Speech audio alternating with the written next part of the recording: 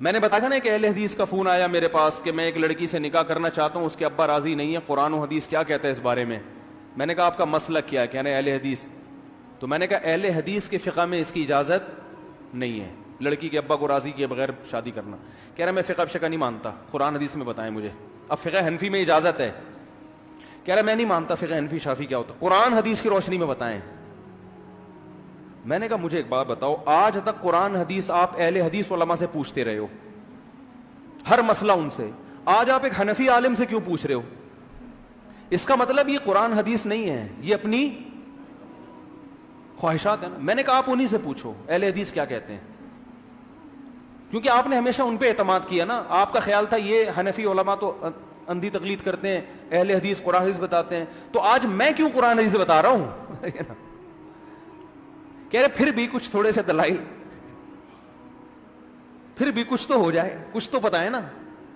تو یہ کچھ اب کیوں, پہلے کیوں نہیں؟ پہلے تو فقہ حنفی کے مخالفت میں دلائل دے دے کے کہ یار یہ جو حدیث میں تو آتا لا نکاح الا بولی, ولی کے بغیر نکاح نہیں ہوتا. ایما امرأۃ نکحت بغیر اذن ولیھا فنکاحها باطل باطل باطل. پہلے تو یہ حدیثیں سناتے رہے کہ جو عورت ولی کی اجازت کے بغیر نکاح کرتی ہے اس کا نکاح باطل ہے باطل ہے باطل ہے. یہ ساری حدیثیں ہیں. میں نے کہا اب آپ مجھ سے کیوں پوچھ, میرے پاس ہیں حدیثیں بھی ہیں قرآن بھی ہے. تو یہ جو پینترے بدلتے ہیں نا, اس سے روکنے کے لیے علماء کہتے ہیں مانو سب کو چلو ایک پر. تو بھائی میں اگر فقہ حنفی کو فالو کرتا ہوں تو میں فقہ شافی کو بھی درست سمجھتا ہوں, کیونکہ سب کے فقہا میں اختلاف ہونا اس کی علامت ہے کہ اس حدیث کے دو مطلب نکلتے ہیں. کیونکہ ان میں جب اختلاف ہوا اس کا مطلب آپ اس اختلاف کو ختم نہیں کر سکتے. یہ حدیث ہی میں اختلاف ہے, تھا تبھی تو اتنے بڑے بڑے مجتہدین کی رائے میں اختلاف ہوا. آپ کیوں فنٹر بن کے فیصلہ کر رہے ہو کہ یہ والی رائے صحیح ہے اور وہ والی غلط ہے؟ او بھائی امام شافی سے یہ فیصلہ نہیں ہو سکا, ابو حنیفہ سے نہیں ہو سکا, آپ سے کیسے ہوگا؟ ان کی رائے میں اختلاف ہو گیا, متفق نہیں ہو سکے, آپ آج کیسے کرو گے متفق؟ تو اس لیے جو ہے اس کو ایز اٹ از رہنے دیا جائے.